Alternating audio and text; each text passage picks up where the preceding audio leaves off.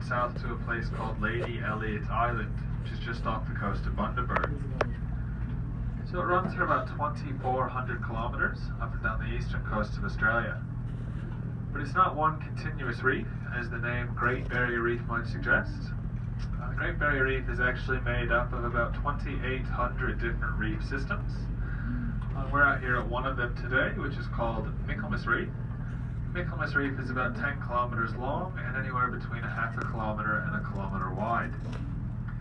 So to kind of put some size perspective on that, if you guys were to take all 2,800 of those reefs and kind of push them together so the edges were touching, you'd end up with something about half the size of Texas or about the size of Japan. It's a very large area that these coral reefs take up out here. Now we have about 600 different species of corals living on the Great Barrier Reef. And there are two main types. We've got our hard corals and our soft corals. Now obviously the hard corals don't move around in the surge and surf, whereas the soft corals you can't see moving.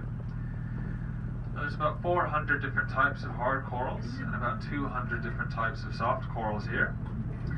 And they've all got very difficult to pronounce names and even more difficult to spell. Luckily for us marine biologists have grouped them into common groups and given them common names. Those common names very often refer to exactly what they look like. So as we're going around today, you guys will be able to pick out some of our hard corals, exoskeletal structures that you guys can see. These structures are made out of a sodium carbonate and limestone base. And within these structures, these coral polyps make little homes and they live in little holes. So the coral polyps are very closely related to a jellyfish. Most of them are about the size of your pinky fingernail, and they live inside these holes in the coral structures. And at night what they do is they'll pop their tentacles out into the surge and surf, and they'll be searching for food and nutrients. Now the corals only get about 15% of their nutrients through their tentacles, and the other 85% comes from something we call zooxanthellae algae. So as we're going around today, you guys will see lots of different colors. And the colors that you guys are seeing are not the actual coral structures themselves. The structures themselves are usually a bleach white color. But the color you guys see is something called zooxanthellae algae. And that zooxanthellae algae lives on top of the corals in a symbiotic relationship with them. What it does is it uses living there. So when you guys did the fish feeding off the boat earlier, they would have shown you some of the GT, or giant trevally. You guys also would have seen the batfish and probably the yellowtail fusiliers. Some of the ones that we always see out here would be our scissor-tail sergeant majors. There's usually a group of them hanging out around this corner. They're the ones that are about 10 or 15 centimeters long, and they've got 4 or 5 black stripes going vertically down their body. We call these sergeant majors because their stripes resemble the amount of stripes you'd find on the epaulets of the sergeant major's uniform. Some other fish that we'll see today, guys. If you spot any yellow fish, could be 2 different types. We've got lots of rabbit fish, and we've got a couple of species of butterfly fish. Now usually those 2 types of fish will be running around together in mating pairs. And what they do is while one is feeding, the other will be looking out for danger. So they kind of swap off on and off like that, and they're a team unit. We've also got lots of different species of parrotfish out here on the reef. We've got some very colorful species. The easiest ones to pick out would probably be our rainbow parrotfish. They're the ones that are kind of blue, purple, and green in color. They're about 30 to 40 centimeters long, about 70 kilos, or about 150 pounds worth of sand every year. Now the sand around here is not all made from parrotfish breaking up the corals. Whenever we have cyclones or whenever bits of coral get broken off, as those kind of wash around on the ocean floor, they eventually get broken down into a very fine sand as well. And so that's also some of the sand that we have here.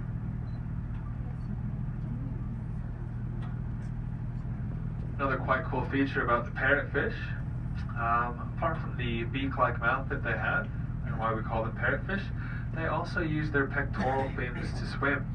So whereas most fish use their tail fin to promote or sort of propel themselves through the water, the parrotfish use their fins on their side, and they kind of look like they're flying. There's some of those rabbit fish, the yellow ones on the right hand side that we've just gone past. We're out at the three bommies that we call the Three Sisters, guys. And in a moment we'll make our way over to Long Bommy. Now, does anybody know where the term bommy comes from? I'll take silence as a negative. So the word bommy is actually a derivative of an Aboriginal word. What that word is bombora. So what bombora meant to that Aboriginal tribe was mountain from below, or seamount. Now of course as Australians we've got to shorten everything.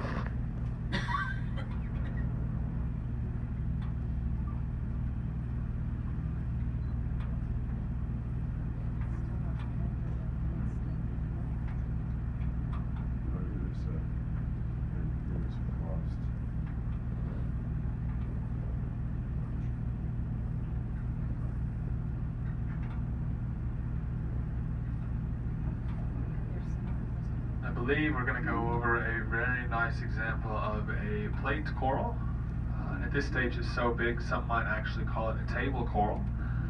And it's the one that's going to be very large and round and flat. It looks basically like a very large solar panel just on the left hand side.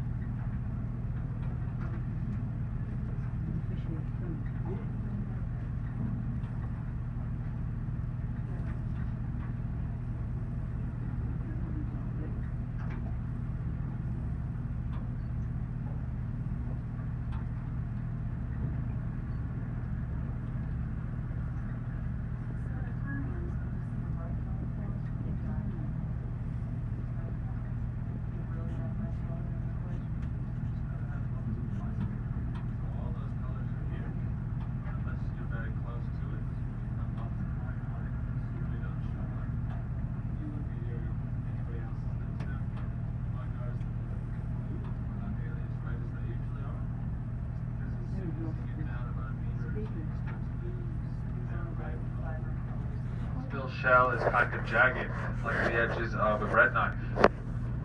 Now if anybody does see a turtle while we're going along, please do shout out and let us know which side it's on. Turtle on the right. Turtle on the right. Turtle on the right. Seagrass, algae, and jellyfish. And so one of the reasons that they like to hang out in here is because there's lots of broken coral on the bottom, and there's algae growing on top of that. Now the turtles can hold their breath for about 20 to 30 minutes at a time. So we usually see them up on the surface for about 30 seconds to a minute, grabbing a few breaths. Then they'll dive down to munch on any of those food groups. Now the turtles also like to sleep on the ocean floor at night. It provides them a bit more protection. It is actually a breeding ground for the black-tip reef sharks. So quite often there'll be little shark pups swimming around the edges. There's one large dominant female, and then there are a number of smaller males. And what happens when a female dies is the next largest and most dominant male will actually change sex and become the female. So those clams, guys, are just on the left-hand side again, just past 1 or 2. So technically, in Finding Nemo, Nemo's dad would have become Nemo's mom. Now that's true of quite a lot of fish species, guys. Lots of fish are born